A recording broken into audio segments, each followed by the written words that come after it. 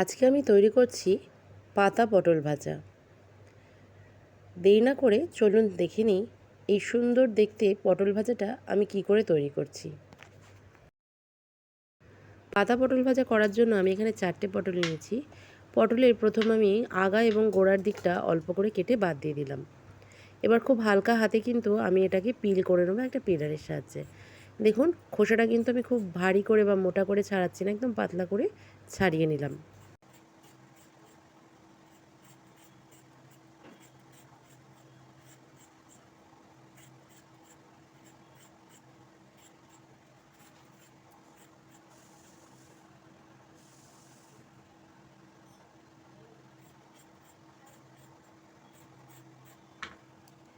দেখতেই পাচ্ছেন কতটা পাতলা করে ছাড়িয়েছি। এবার বাকিগুলোও ছাড়িয়ে নেব।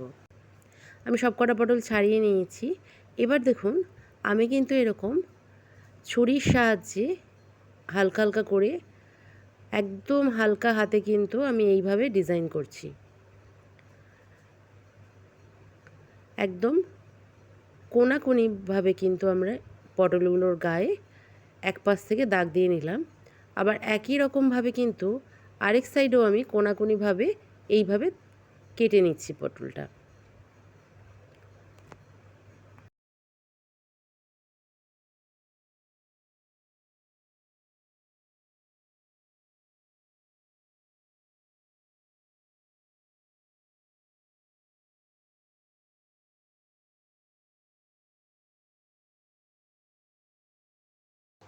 দেখুন কাটার পর দেখতে কতটা সুন্দর লাগছে।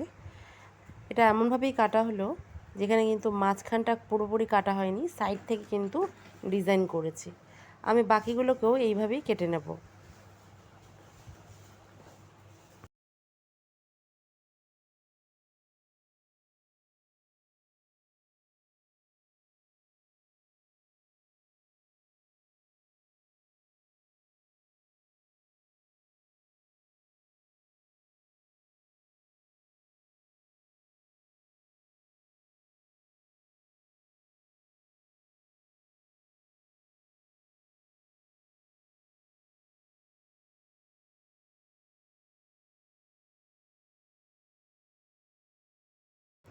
সব কটা পটলই কাটা হয়ে গেছে।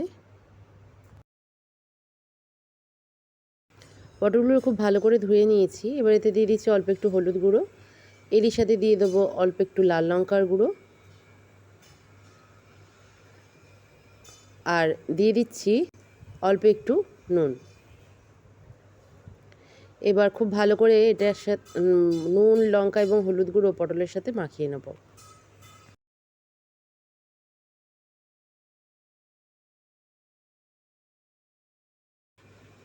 এবার কড়াই গরম করে তাতে দিয়ে দিচ্ছি সাদা তেল।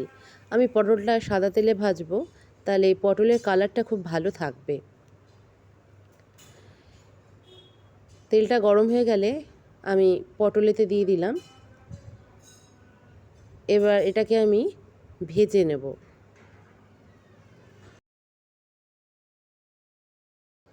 পটলের একটা সাইড ভালো করে ভাজা হয়ে গেছে, আমি উল্টে দিলাম। এই সাইডটাকেও ভালো করে ভেজে নেব। পটলগুলো ভালো করে ভাজা হয়ে গেছে, আমি এগুলোকে তুলে নিচ্ছি। আর বাকি পটলগুলোও এইভাবেই ভেজে নেব।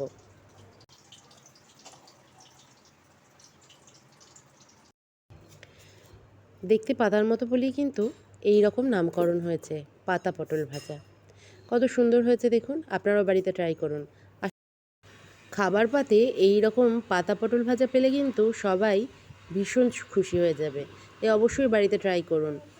আর রেসিপিটা ভালো লাগলে লাইক এবং শেয়ার করতে ভুলবেন না। আর আমার চ্যানেলের নতুন বন্ধু হলে চ্যানেলটিকে সাবস্ক্রাইব করে নেওয়ার অনুরোধ রইল। পাশে দেওয়া বেল আইকনে প্রেস করবেন, তাহলে আমি যখনই নতুন ভিডিও আপলোড করব আপনাদের কাছে নোটিফিকেশান পৌঁছে যাবে।